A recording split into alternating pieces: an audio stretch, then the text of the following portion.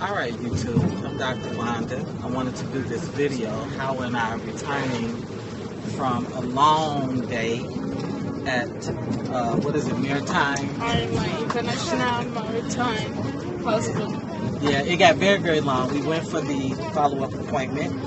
We got there at 8 and learned that the doctor wasn't there and that we had to come back 12:30. 12:30. Actually, she wanted to sit. I refused to sit. I said, at least let's get out. Let's go. Let's burn out, shop, window shop, and then come back and eat up that time. And we did that, and that seemed to help us a lot. So we went. She finally saw the doctor in Howard. What did they tell you? I will need an biopsy. So I went for my biopsy bill and book an appointment to do that.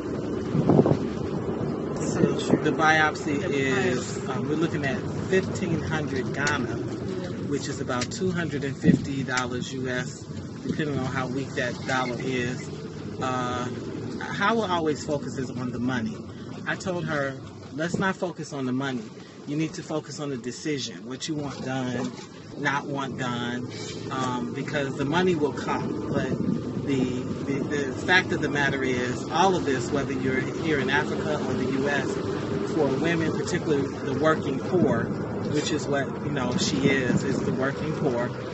It becomes a money game. It just becomes like whether you can save it or work for it or you get donations, but that's what it amounts to. But nothing.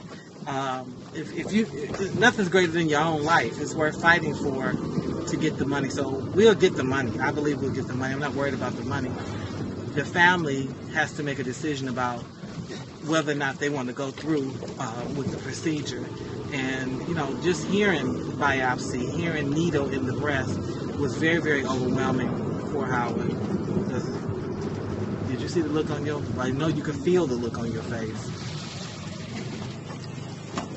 Too much. Yeah, and that's why I say you don't do these things by yourself.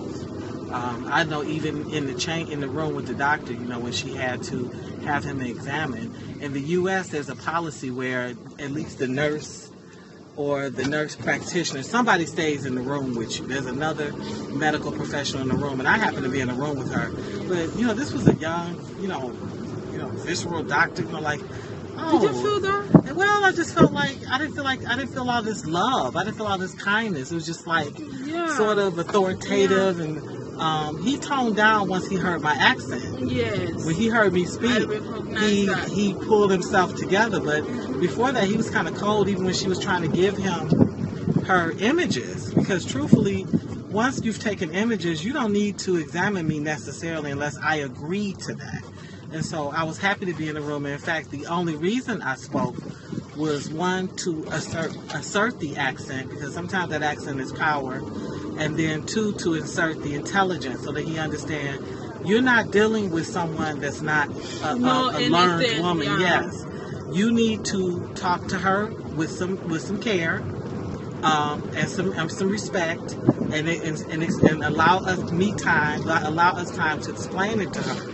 So I'm happy to be going through this process with her, because it's also helping me understand what needs to happen. I'm not mad at him. I just wasn't happy with him. You had her there all day. She explained to you what happened.